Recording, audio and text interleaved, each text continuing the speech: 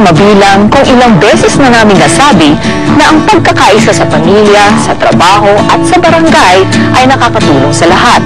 Ito ay pinatunayan sa Balanga City kung saan ilang barangay ay sumanib para sa Kaani Project.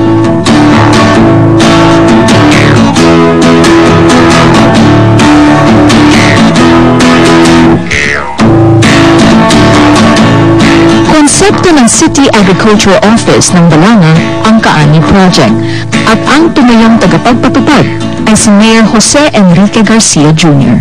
Yung Kaani Project, which is yung kasama ani sa barangay, ay sinimulan namin noong December 2007.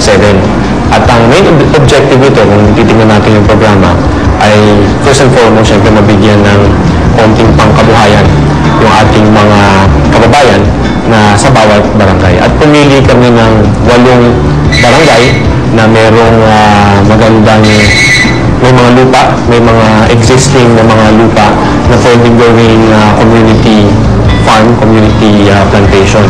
At the same time, we also look at syempre yung performance ng barangay. Mahalaga kasi dito, hindi lang masimulan, kailangan maging sustainable yung programa. So syempre mahalaga dito yung support ng mga barangay officials.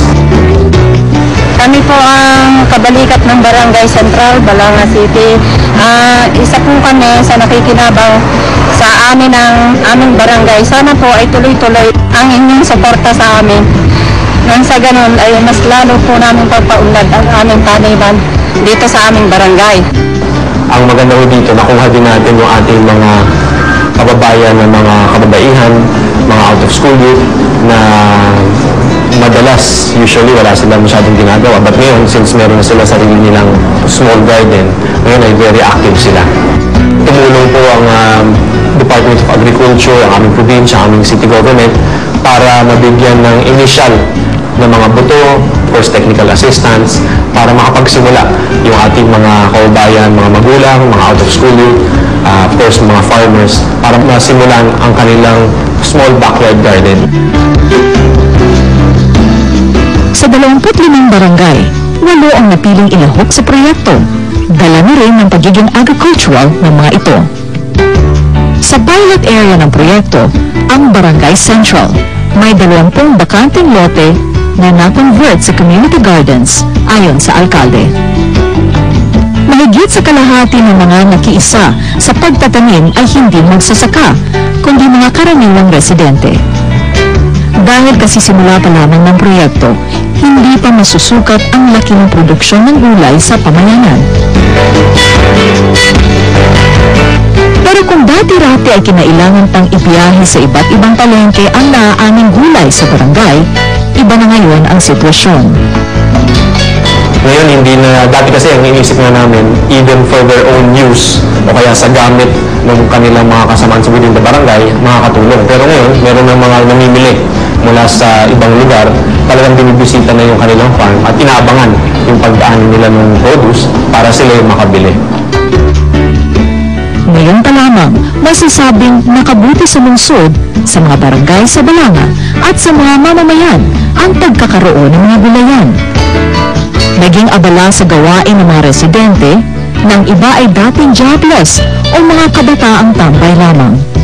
Lumaki ang kanilang pagkakataong kumita. Sa lahat po ng ating mga kababayan na especially interesado sa farming o kaya sa pagbubukid, in-invite po namin ang lahat para po subukan o sumali dito sa aming ginawang programa. Hindi po kailangan maging magastos itong programa na to. Siguro isang magandang solusyon to para sa ating looming food crisis. In the end, we don't have to depend on other people. Kung tayo lang mismo ay magkakaroon ng nais o desidido tayo para makatulong hindi lang sa ating sarili, kundi sa ating, pati sa ating bayan, we can do this easily. Malaki ang nagagawa ng pagkukusa. Higit na malaki ang naitutulong ng kooperasyon sa isang pamayanan.